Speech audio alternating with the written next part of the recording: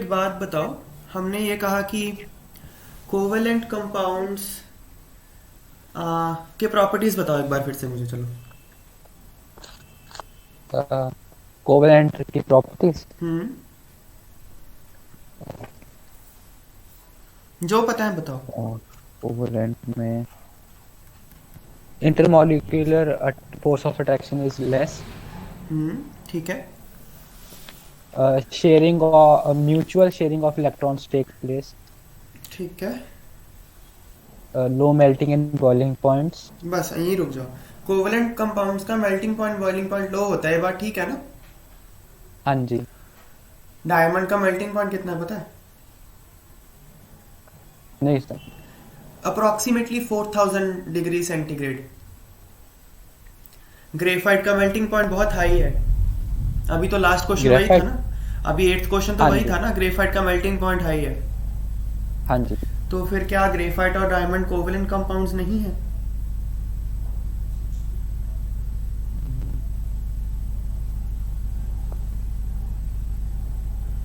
पर शेयरिंग से बनते तो हैं वो। तो फिर तो कोवेलेंट ही हुए ना। हाँ जी। तो फिर मेल्टिंग पॉइंट इतना हाई डायमंड का, 4000 डिग्री सेंटीग्रेड, मतलब एग्जैक्ट नहीं है ये, इसी रेंज में होता है। क्या रीजन हो सकता तो है इसका? तो इसका देखो क्या हाई। होता है। हाँ, अटेम्प्ट करना है, कुछ बताओ, कुछ पता है तो बताओ। इसके बॉन्ड्स डिफरेंट टाइप के होते होंगे। और कोई तुक्का? ये नहीं है। सर यही। जीवितेश पता है तो बताओ। जैसे कि डायमंड का मेल्टिंग वो इतना हाई क्यों होता है? हाँ, क्यों होता है? सर क्योंकि सर वो एक कार्बन आइटम 4 कार्बन आइटम से लिंक होता है, और सर उसके कोवलेंट बहुत बहुत ज्यादा स्ट्रांग होते हैं, और सर उसके बीच में इंटरमॉलिक्यूलर स्पेस भी बहुत कम होता है सर। तो उसका उन कोवलेंट बॉन्ड जो इतने स्ट्रांग उनको ब्रेक करने के लिए बहुत हाई मेल्टिंग पॉइंट चाहिए होता है, चलो ये बहुत बात, हाई टेम्परेचर। ठीक है, ये बात ना नोट कर लो। देखो, हाँ जी। कोवेलेंट कंपाउंड्स का मेल्टिंग पॉइंट, जैसे मैं एग्जांपल बता रहा हूँ एक, वाटर का, किसका ले, वाटर का ले लो। चलो, मीथेन का। मीथेन तो ऑलरेडी गैस है यार, फील नहीं आएगी उतनी। Okay sir. वाटर ले लो, वाटर लिक्विड होता है ना। हाँ जी। तो वाटर का हमने स्ट्रक्चर बनाया था ये, है ना। हाँ जी। तो जब वाटर, मैंने इसको ऐसे रिप्रेजेंट कर रहा हूँ, वाटर को ऐसे एक, मतलब सर्कल सा बना दिया, ये वाटर का मॉलिक्यूल है, ऐसे मैं इसको रिप्रेजेंट कर रहा हूँ, ठीक है। हाँ जी। जब ये लिक्विड फॉर्म में होगा तो बहुत सारे मॉलिक्यूल होंगे ना साथ साथ। हाँ जी। तो देखो, मान लो ये लिक्विड वाटर है। अच्छा, मैं एक सेकेंड, लिक्विड नहीं है ये, दूर बनाया ना, मैं दोबारा बनाता हूँ। हाँ जी। लिक्विड में मॉलिक्यूल्स क्या होते हैं, पास पास होते हैं ना। हाँ जी। तो मैं इसको ऐसे बना रहा हूँ। सो ये एक गोला सा है, this represents a water molecule. हाँ जी। अब आप इसको करोगे हीट, तो ये वाटर मॉलिक्यूल्स हो जाएंगे दूर दूर, ठीक हाँ है। जी। ये लिक्विड था, ये गैस था। लिक्विड और गैस में फर्क क्या है? सिर्फ इंटर अटोमिक डिस्टेंस का, या हाँ कहो जी। इंटर मॉलिक्यूलर डिस्टेंस का। अटोमिक मैं फिर से गलत बोल दिया। इंटरमॉलिक्यूलर। इंटर मॉलिक्यूलर डिस्टेंस का फर्क है, ठीक है। इसमें आपने क्या तोड़ा? क्या आपने इसने OH बॉन्ड तोड़ा है? बताओ। नहीं। नहीं तोड़ा ना आपने। आपने इंटर मॉलिक्यूलर फोर्सेस को ओवरकम किया है, जो कि वीक थी, हाँ जी। ठीक है ना। तो इस प्रोसेस में ओवरकम किया है इंटर मॉलिक्यूलर फोर्सेस को, तो वो वीक थी। लेकिन डायमंड को जब आप तोड़ोगे ना, देखो डायमंड का ये स्ट्रक्चर होता है। 3 डायमेंशन।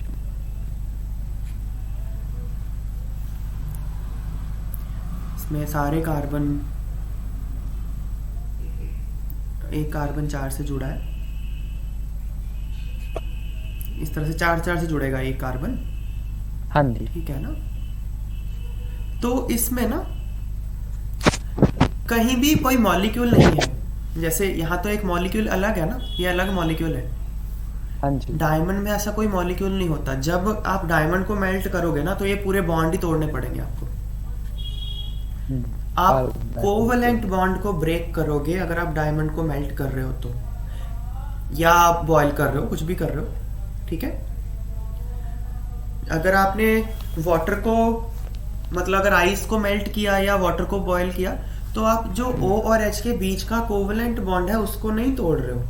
ये बात डिफरेंट। इंटरमॉलिक्यूलर। यस, आप इंटरमॉलिक्यूलर फोर्सेस के साथ झगड़ा कर रहे हो, इंटर एटॉमिक फोर्सेस के साथ नहीं कर रहे हो। ये डिफरेंस समझ में आया? हाँ जी। लेकिन जब आप डायमंड से के साथ पंगा ले रहे हो तो आपको इंटर एटॉमिक बॉन्ड तोड़ना पड़ेगा। तो हाँ जी। इसको ना बोलते हैं molecular solid. Molecular solid, water एक मॉलिक्यूलर सॉलिड है, वो मॉलिक्यूल से मिलके बना है, ठीक है। डायमंड एक हाँ। कोवेलेंट सॉलिड है। मतलब क्या, उसमें पूरी नेटवर्किंग है कोवेलेंट बॉन्ड्स की, उसमें मॉलिक्यूल एग्जिस्ट नहीं करता, ठीक है। तो ये बात ध्यान रखना। कोवेलेंट कंपाउंड्स का मेल्टिंग पॉइंट लो होता है बिकॉज आप इंटर मॉलिक्यूलर फोर्सेस को ओवरकम कर रहे हो। Diamond no doubt is a covalent compound but it's a covalent solid, molecular solid नहीं है वो। तो हाँ जी। दो क्वेश्चन में हमने छोड़े थे ना, वो इसी पे बेस्ड थे। मैं एक बार स्क्रीन शेयर करके वो नेक्स्ट क्लास में डिस्कस करवा दूंगा, ठीक है। हाँ जी। आज हम आगे करते हैं। नेक्स्ट है कैटिनेशन, नोट करो। अच्छा एक सॉरी, ये बात एक तो नोट कर लो, इसको ना नोट करके बना लो हाँ जी। कि covalent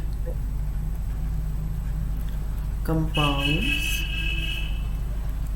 have low melting and boiling point because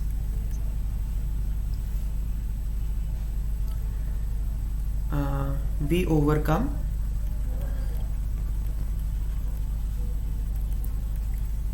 intermolecular forces to melt or boil them, which are weak, but in case of diamond या ग्रेफाइट कह सकते हो, strong carbon carbon bond is to be broken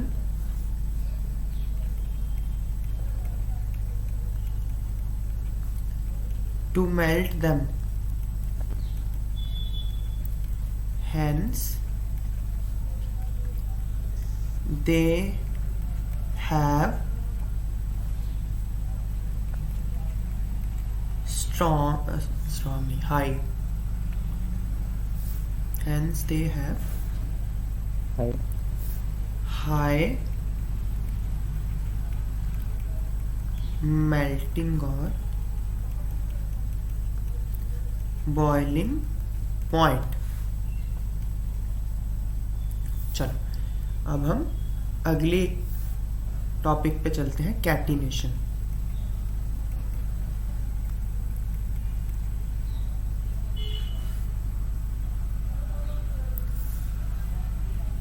catenation क्या होता है?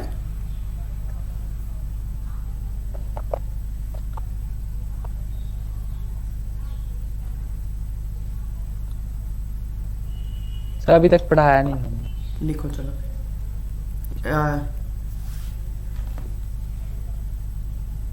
जीवितेश, catenation पता है क्या होता है? Yes sir. बताओ। जब कार्बन की जब बहुत लंबी लंबी चेन्स बन जाती है तब सर उसको कैटनेशन कहते हैं।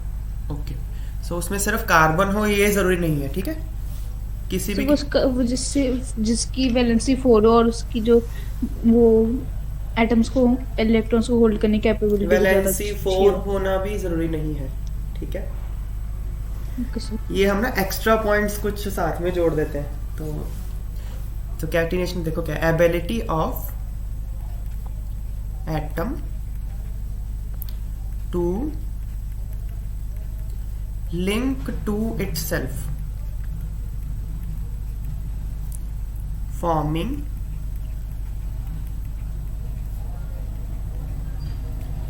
लार्ज चेन्स और रिंग्स।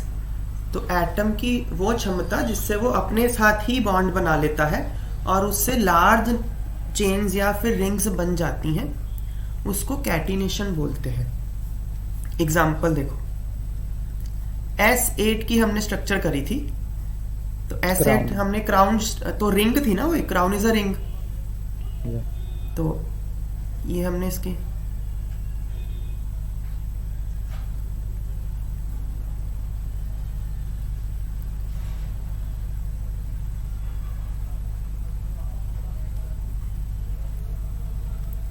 इस तरह से इसकी ये शेप थी, 8 मेंबर्ड की एक रिंग थी ये, तो ये रिंग बन गई। So this is catenation. अब सल्फर तो टेट्रावेलेंट नहीं है ना जीवितेश? ना तो इसकी वैलेंसी 4 है सल्फर की, यस ना ये सर। कार्बन है, लेकिन कैटिनेशन तो शो कर रहा है। Yes sir. अच्छा, तो कैटिनेशन कहाँ से आया? इसका जो रूट है ना वो, ये इंपॉर्टेंट नहीं है जो मैं अभी बता रहा हूँ।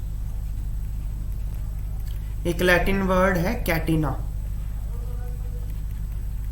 कैटिना का मतलब चेन होता है, तो वहीं से बना है कैटिनेशन, चेन फॉर्म हो जाती है। हाँ, नेक्स्ट है वर्सेटाइल नेचर ऑफ कार्बन। तो कार्बन ना बहुत सारे कंपाउंड्स बनाता है, जैसे अभी हम जिस पेपर पे लिख रहे हैं दैट इज ऑल्सो कार्बन, ये तो पता है ना? हाँ जी। जो पेन पकड़ रखा है प्लास्टिक वो भी कार्बन है, और हम जो खाते हैं वो भी कार्बन ही है।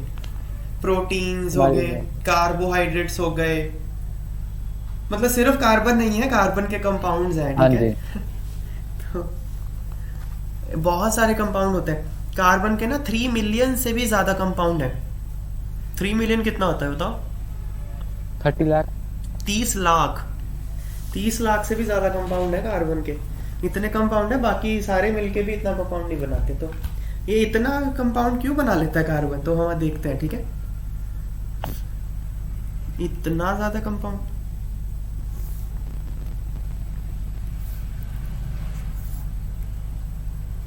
कि इसको अलग से ऑर्गेनिक केमिस्ट्री पढ़नी पड़ती है। Factors responsible for carbon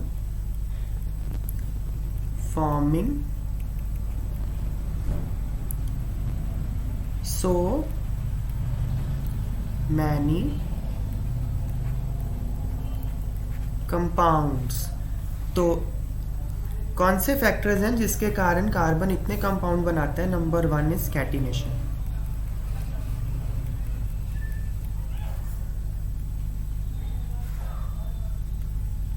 catenation में लिखेंगे, लिखो carbon carbon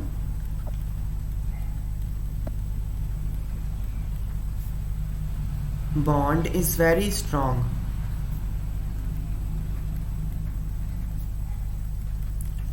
bond is very strong and stable, hence carbon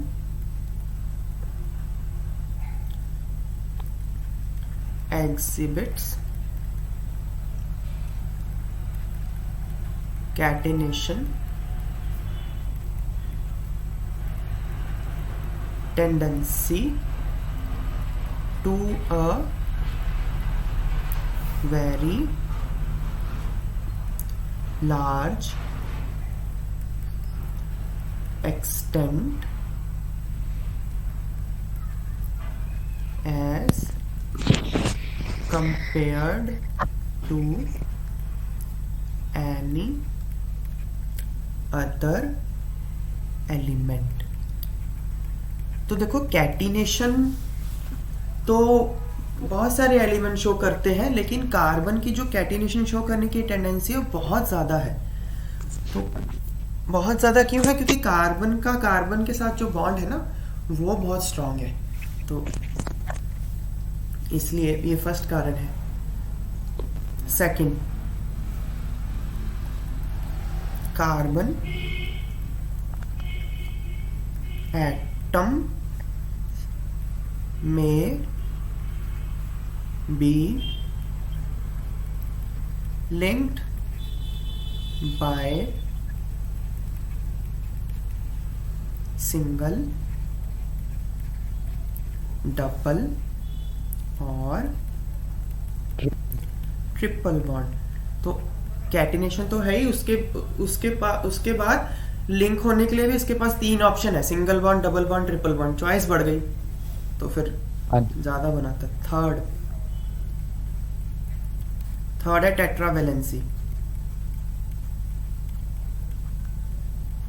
इसकी जो वैलेंसी है वो 4 है, तो ये 4 बॉन्ड बना सकता है अकेला ही।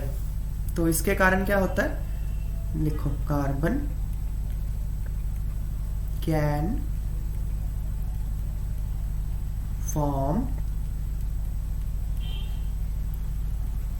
4 bonds, thus chains or rings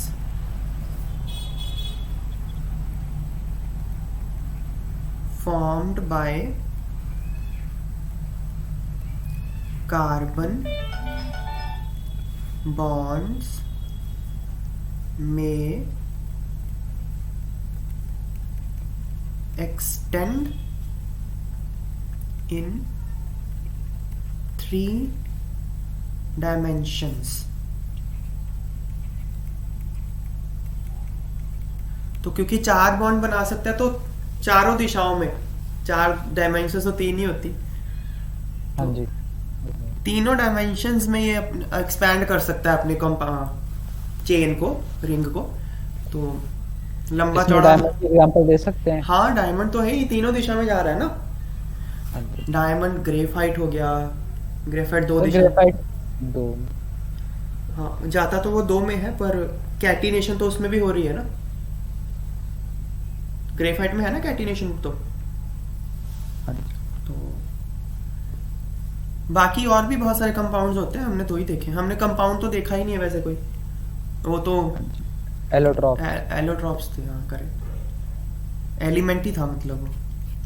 तो टेट्रावेलेंसी फिर है S carbon is small in size, this enables the nucleus to hold on to the shared pairs of electrons strongly,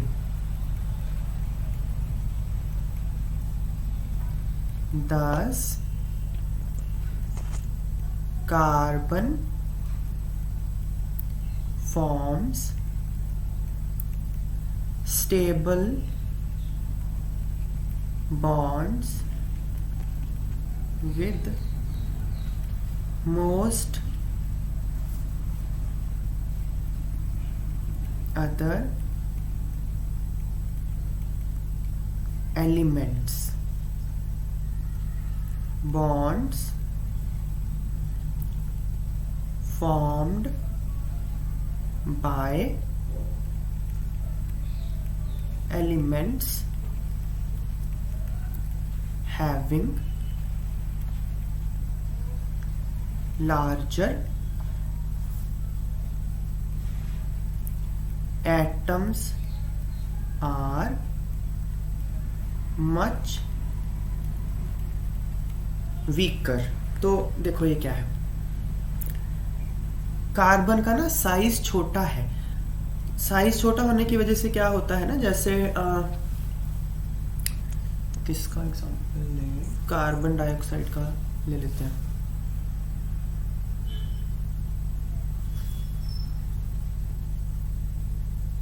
ठीक है,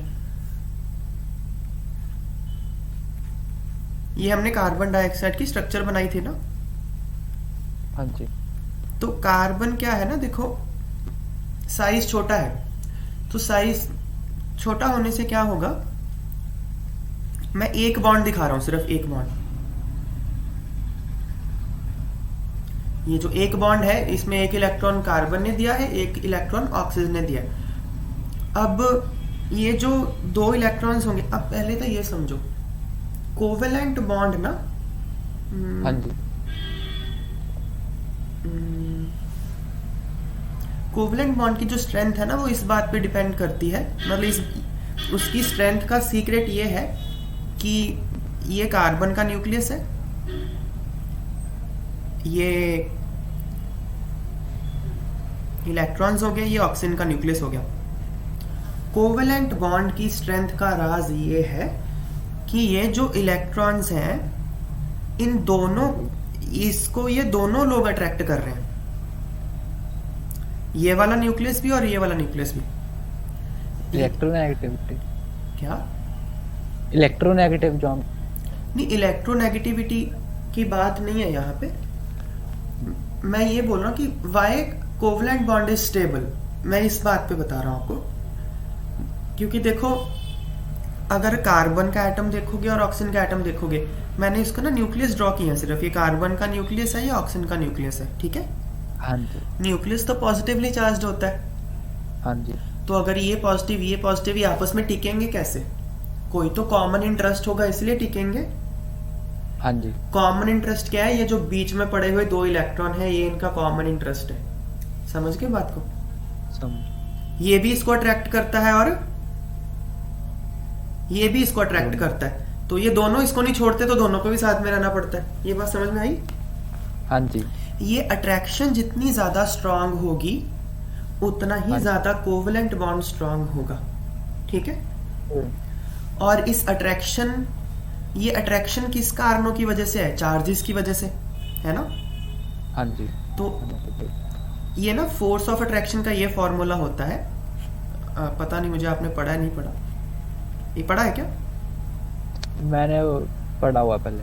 हाँ, तो फोर्स ऑफ अट्रैक्शन ना, दो अगर चार्जेस हैं Q1 और Q2, उनमें डिस्टेंस अगर R है, हाँ जी। उनमें मतलब अट्रैक्टिव भी हो सकती है, रिपल्सिव भी हो सकती है। यहाँ पे ऑपोजिट चार्जेस हैं तो अट्रैक्टिव है। हाँ जी।